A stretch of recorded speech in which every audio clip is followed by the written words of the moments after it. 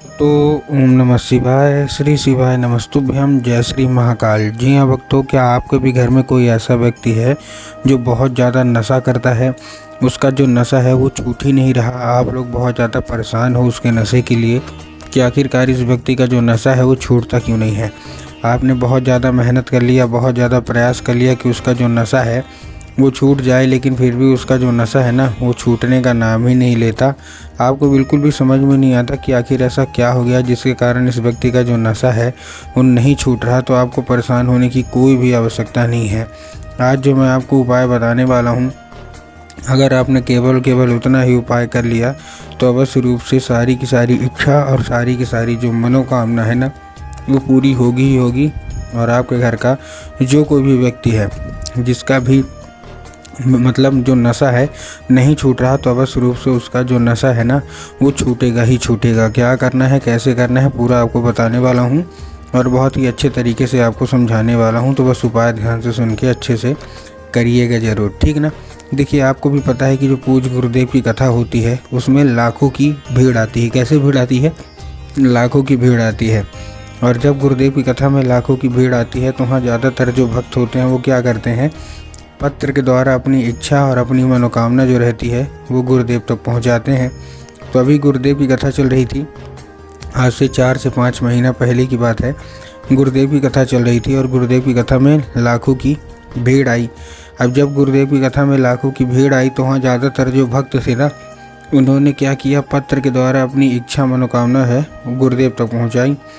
अब जब गुरुदेव के पास पत्र पहुँचा और गुरुदेव ने पत्र पढ़ा तो वहाँ गुरुदेव ने देखा कि ज़्यादातर जो भक्त हैं उनकी क्या है, केवल एक ही इच्छा और एक ही मनोकामना है। क्या मनोकामना है कि गुरुदेव, हमारे घर का एक व्यक्ति है वो बहुत ज़्यादा नशा करता है, उसका जो नशा है ना वो छूट ही नहीं रहा। हमको समझ में नहीं आ रहा कि आखिरकार इसका जो नशा है वो कैसे छुड़ाए, हमको समझ में नहीं आ रहा। कृपया करके कोई रास्ता बताएं ताकि इसका जो नशा है वो हमेशा हमेशा के लिए समाप्त हो। हम लोग बहुत ही ज़्यादा परेशान हैं। हमने क्या कुछ नहीं किया इसके नशे के लिए, छुड़वाने के लिए कि इसका जो नशा है वो छूटे, लेकिन फिर भी इसका नशा छूटने का नाम ही नहीं लेता।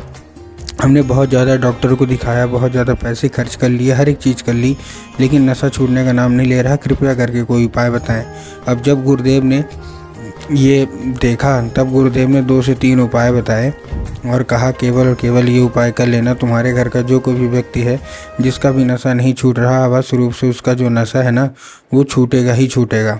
अब जब गुरुदेव ने उपाय बताया तो लोगों ने जा जाके इस उपाय को घर में करना शुरू कर दिया। अब जैसे ही लोगों ने जा जाके इस उपाय को घर में करना शुरू कर दिया, तभी वैसे ही उनको फल मिलना शुरू हो गया और वही लोग गुरुदेव की कथा में मात्र 1 से 1.5 महीने के बाद वापस आए। अब जब वही लोग गुरुदेव की कथा में वापस आए तो उन्होंने क्या किया, फिर से एक बार गुरुदेव को पत्र लिखा दोबारा। लेकिन इस बार आप जान के हैरान हो जाओगे कि ये वाला जो पत्र था ना ये गुरुदेव को धन्यवाद के रूप में पत्र था कि गुरुदेव धन्य हो आपका, आपके द्वारा बताया गया उपाय हमने कर लिया है। हमारी सारी की सारी इच्छा और सारी की सारी जो मनोकामना थी वो पूरी हो गई है। हमारे घर का जो व्यक्ति था, ठीक ना, जो बिल्कुल भी नशा छोड़ ही नहीं रहा था, उसका जो नशा है ना वो पूर्णतः समाप्त हो गया है। आपका कोटि कोटि धन्यवाद। तो देखिए, जो लोग भी मेरी आवाज़ अभी सुन रहे हैं ना, अगर आपको भी जानना है कि आखिर ऐसा कौन सा उपाय है जिसको करने मात्र से इच्छा मनोकामना जो होती है वो पूरी हो जाती है, तो चलिए हम बताते हैं आपको आज की इस वीडियो के माध्यम से कि आपको करना क्या है। तो बस उपाय ध्यान से सुन के अच्छे से करिएगा ज़रूर। लेकिन उसके पहले चैनल पे अगर पहली बार आए हैं और आवाज़ मेरी पहली बार सुन रहे हैं तो वीडियो कर दें लाइक और चैनल को भी कर लें सब्सक्राइब, ताकि पूजनीय पंडित प्रदीप जी मिश्रा के रोज़ नए नए उपाय जो कि मैं उनकी कथा से सुनता हूँ, श्रवण करता हूँ, सबसे पहले मैं आपको प्राप्त करा सकूँ। ठीक, तो देखिए, जो हमारा पहला उपाय है वो कौन सा उपाय है? जो हमारा पहला उपाय है, इस उपाय में आपको करना क्या है, इस उपाय में केवल और केवल आपको एक काम करना है। आपको लेना है 3 काली मिर्च और 1 धतूरा। और ये कराना किससे है? आपके उसी घर के व्यक्ति से जो नशा नहीं छूट रहा, जिसका भी नशा नहीं छूट रहा, उसी से कराना है, ठीक ना। आपको क्या करना है, सिंपल सा मैंने अभी आपको बताया। आपको लेना क्या है, आपको लेना है केवल और केवल आपको 3 काली मिर्च साथ में 1 धतूरा। ठीक, ले लिया। लेने के बाद आपको और क्या करना है, जैसे आपने लिया, लेने के बाद आपको क्या करना है, उसी व्यक्ति के हाथ में दे के उसको भेज दीजिए कहाँ, सीधा शिव मंदिर। अब जैसे ही आपके घर का वो व्यक्ति शिव मंदिर पहुंचेगा, उसको बोलेगा कि दक्षिण दिशा में खड़ा हो जाए और उत्तर की ओर अपना चेहरा कर ले। अब देखिए, दक्षिण और उत्तर में भी ना बहुत सारे लोगों के मन में कन्फ्यूज़न होता है कि दक्षिण क्या है, उत्तर क्या है, हमको थोड़ा साफ साफ बताओ। तब गुरुदेव ने साफ साफ बताया है कि आप जिस भी शिव मंदिर जा रहे हैं ना, उस शिव मंदिर का जिधर साइड जलाधारी होगा, आपको अपना चेहरा उधर साइड करके खड़े हो जाना है। ठीक, खड़े हो गए। खड़े होने के बाद क्या करना है, आपको एक नाम लेके, कौन सा, महादेव का बहुत ही सुंदर सा नाम है, श्रम्भेश्वर महादेव। आपको क्या करना है, श्रम्भेश्वर महादेव का नाम लेके और उन्हीं का स्मरण करके आपको चुपचाप क्या कर देना है, आपको अर्पित कर देना है बस। पूज्य गुरुदेव कहते हैं कि अगर आपने श्रम्भेश्वर महादेव का ये उपाय कर लिया ना, तो अवश्य रूप से इच्छा मनोकामना जो है सारी की सारी पूरी होंगी। और आपके घर का जो कोई भी व्यक्ति है जिसका भी मतलब जो नशा है वो नहीं छूट रहा, तो अवश्य रूप से उनका जो नशा है वो छूटेगा ही छूटेगा। ठीक, ये था कौन सा, पहला उपाय। अब हम चलते हैं अपने दूसरे उपाय की ओर। अब देखिए, जो हमारा दूसरा उपाय है, इस उपाय में आपको करना क्या है। जो हमारा दूसरा उपाय है, इस उपाय में जितनी भी महिलाएं हैं जिनका पति नशा करता है, किसी का बेटा नशा करता है, किसी का भाई नशा करता है, घर में कोई भी नशा करता है और वो नशा नहीं छूट रहा ना कोई उपाय कर रहा, तो आप लोग उनका जो नशा है वो कैसे छुड़वाएंगे, चलिए हम उसके बारे में बात कर लेते हैं।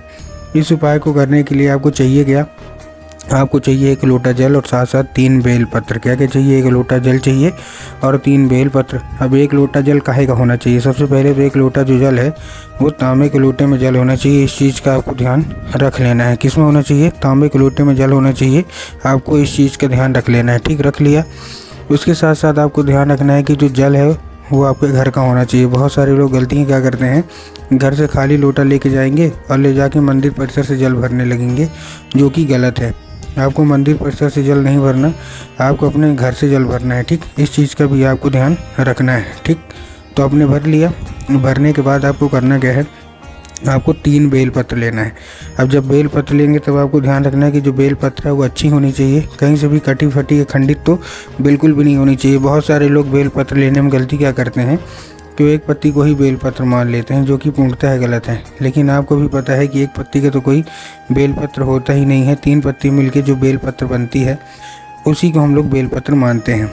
तो आपको अच्छे तरीके से बेलपत्र ले लेना है।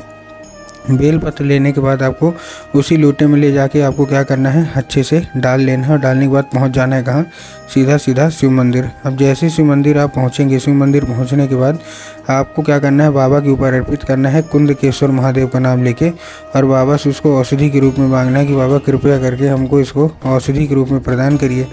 अब क्या होगा, अब ये औषधि का रूप ले लेगा। तो बस जैसे ही औषधि का रूप ले, उसको लेके आ जाइए घर। घर आने के बाद आपको क्या करना है, उसी व्यक्ति को पिला देना है जो कि आपके घर में बहुत ज़्यादा नशा करता है। 1 से 1.5 महीना पिलाइए, उसका सारा का सारा जो नशा है वो समाप्त होगा ही होगा।